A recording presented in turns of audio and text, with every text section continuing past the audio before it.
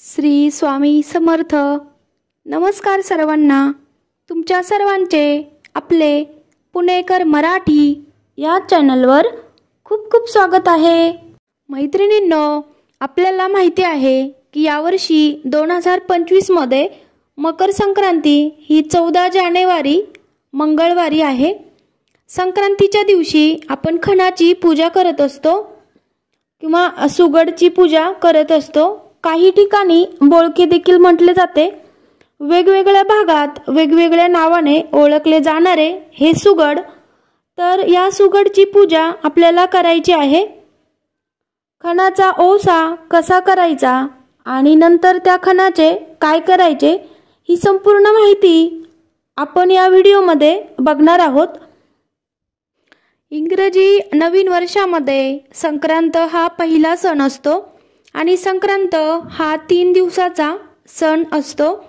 पहिल्या दिवशी असते ती म्हणजे भोगी, दुसऱ्या दिवशी असते ती संक्रांत आणि तिसऱ्या दिवशी असते ती किंक्रांत, ज्याला आपण कर असे म्हणतो, करीदिन असे आपण म्हणत असतो। सूर्य जेव्हा मकर राशीत प्रवेश करतो त्यालाच मकर संक्रांत असे म्हणतात।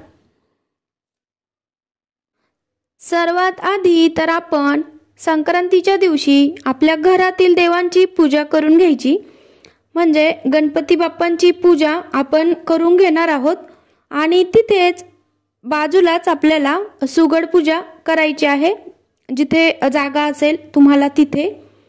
तर मैत्रिणींनो, सर्वप्रथम आपण कुठलीही पूजा करत असताना दिवा प्रज्वलित करत असतो, त्यानंतरच आपण पुढील पूजेला सुरुवात करतो। त्याचप्रमाणे सर्वात आधी आपण दिवा लावून घ्यायचा। त्यानंतर आपल्याला एक चौरंगावरती किंवा पाटावरती लाल किंवा कुठलेही वस्त्र, कुठल्याही रंगाचे वस्त्र, फक्त शुद्ध असावे, वस्त्र स्वच्छ असावे, ते टाकून घ्यायचे आणि त्यानंतर आपल्याला सुगडची पूजा करायची आहे।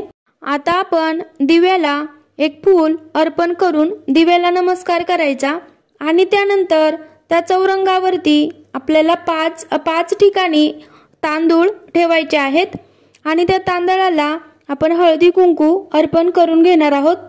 त्यानंतर आपल्याला त्या तांदळावरती ते बोळके ठेवायचे आहेत। ते बोळके ठेवल्यानंतर आपल्याला चौरंग किंवा पाटाभोवती छोटीशी रांगोळी देखील काढायची आहे। आता आपल्याला त्या खणांची पूजा करायची आहे।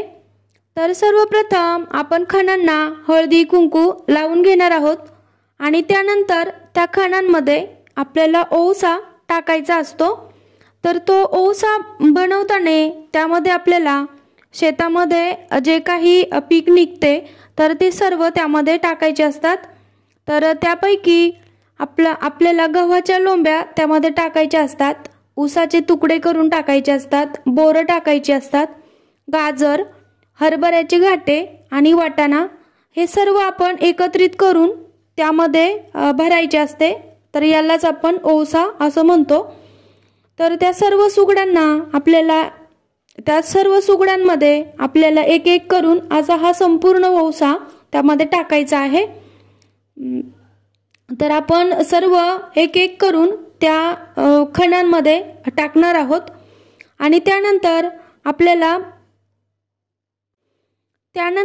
आपण या सर्व खणांना एक एक फूल अर्पण करणार आहोत। मैत्रिणींनो, आपण जो ओसा बनवतो तर प्रत्येक गावाकडील, प्रत्येक भागाकडील प्रथा ही वेगवेगळी असते। तर आपण जे हे सामान बघितले आहे, गव्हाच्या लोंब्या, ऊस, बोर हे सर्व, तर यामध्ये काही ठिकाणी काही वस्तू अजून ॲड होऊ शकतात। तर तुमच्याकडे जे टाकत असतील ते तुम्ही यामध्ये ॲड करू शकता। तर त्यानंतर या सुगडमध्ये आपल्याला तिळगुळ टाकायला विसरायचं नाही। हे सर्व जे आपण ओशामध्ये टाकणार आहोत तर त्या ओशामध्ये आपल्याला तिळगुळ पण मिक्स करायचे असतात आणि ते देखील आपल्याला सुगडमध्ये टाकायचे असतात।